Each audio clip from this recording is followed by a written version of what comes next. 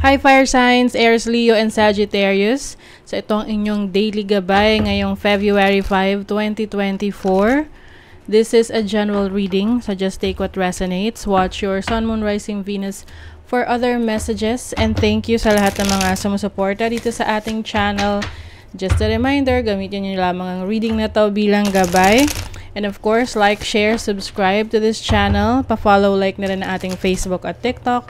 Lahat po yan Mystic Queen PH. And please check out my Shopee. Available ang mga protection and prosperity items. Bracelets, zodiac sign bracelets, and many more. Link on the description. Ayan, so let's see your energies. Ngayon, fire signs. Aries, Leo, Sagittarius. Okay, 10th house. So, ang focus nyo ay ang inyong career, trabaho. Maaring meron kayong mga projects ngayon. You also have progressions, journey. So, may mga nagbabago, may growth, may pag-unlad sa inyong career ngayon, sa inyong trabaho. Yan yung inyong binubigyan ng attention ngayon eh. You also have 8th house. So speaking of changes, maaring may endings, may new beginnings sa inyo, sa inyong career, trabaho, negosyo. And itong pagbabago na to, it's for the better. Meron siyang improvement, okay? Some of you pumapasok sa sa mga investments. Oo. Maari ring yung iba sa inyo, magka-partner kayo ng inyong magka-business partner din kayo ng inyong mga romantic partners. Oo, mga asawa nyo, jowa nyo, or someone in the family, no, na kasama nyo sa business. So, let's see your overall energy for this day. Ayan na nga yung growth. You have the 3 of Wands. Some of you may mga ginagawa kayong actions towards your pag-abroad. Yung iba, online selling, online marketing, and travel din to. No? So, maaring meron din kayong hinihintay na mga papeles, mga shipment. Oo. You also have the Devil card. And then you have the 6 of Wands. Oh, very competitive kayo. Fire signs. Oo. And itong pagiging competitive ninyo, yan yung mas magbibigay sa inyo ng pride sa sarili ninyo, no, with the Devil card. So this is about being more confident sa sarili mo, no, with the 6 of Wands.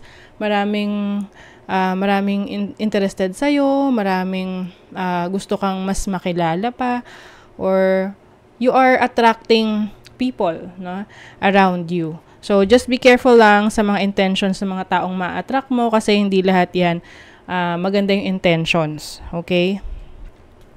Yung iba sa inyo, kayo ay sumisikat lalo, no? Sumisikat kayo sa social media, sa field ninyo, sa area ninyo, sa company ninyo. You're gaining a lot of attention. So, sa inyong kaperahan, let's see, yung kaperahan, you have the 8 of Swords. Bakit Pentacles? You have the Justice card and the Sun. Ayan, ang ganda. So, yung iba sa inyo, fire signs, may mga nakapagpa-stress sa inyo nung mga nakaraan pagdating sa pera, no? Pero, meron kayong nagawa or meron na kayong naisip na paraan na solusyon.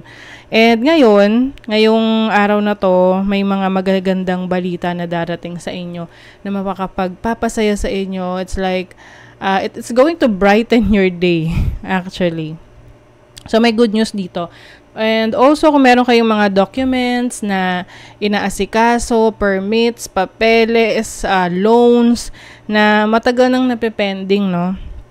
So, ngayong week na to, maayos na yan. So, don't you worry. Okay? Yung iba kasi nag-overthink eh.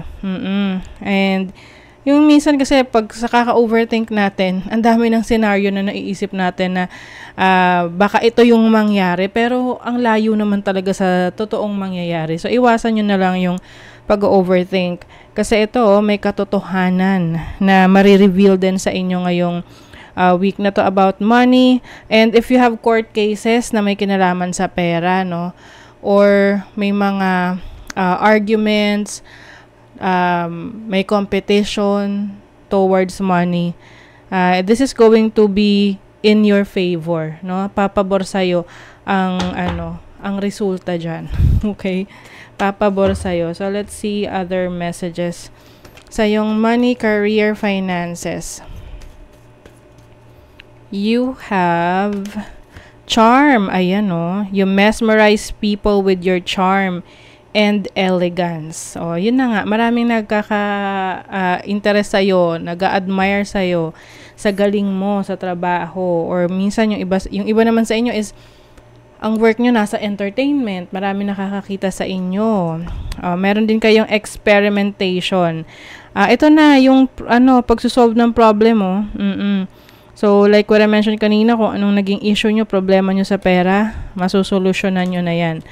And yung iba sa inyo, online selling, online shopping. Ayan, meron din kayong relaxing moment ngayon. Kasi, mas, lalo na kung diba, naging stressful yung situation nyo sa pera, yung iba sa inyo. At ngayon na may solusyon na, no? Yun na yung time na makakapag-relax na kayo na, okay, finally, ayos na, tapos na. So, sa love life naman, tinan natin, love life ng mga fire signs, Aries, Leo, Sagittarius. You have the Ace of Swords, o may communication, may gustong makipag-usap sa'yo. Iba sa inyo mabibigla. O bigla na lang nag-DM, nag-PM, nag-message sa inyo. Itong person na to, uy, may ino-offer ang person. May ino-offer to. Alam mo yung tipong sinusuhulan ka or susuhulan ka. Pwede kasing nagkaroon ng kayo ng misunderstanding, ganyan. Tapos, hindi kayo nagpansinan for quite some time. Tapos ngayon, ito, hindi nakatiis yung person mo. O, diba? May misunderstanding talaga. So, pwedeng alam niya, aminado siya, na siya yung may pagkukulang, siya yung may problema. So, ngayon, parang tamang suhol siya na magbibigay siya ng regalo sa'yo or iti-treat ka somewhere. Susuyuin ka talaga ng person na to. Kasi alam niya na meron siyang nagawang mali. Oo. So, nasa sa'yo na yan kung tatanggapin mo yung offer niya. Oo. Mukhang maganda naman yung intentions ng person na to sa'yo. So, let's see, ano pa sa love life ng mga fire signs. O, diba? Gusto niya i-explore pa yung feelings ninyo sa isa't isa.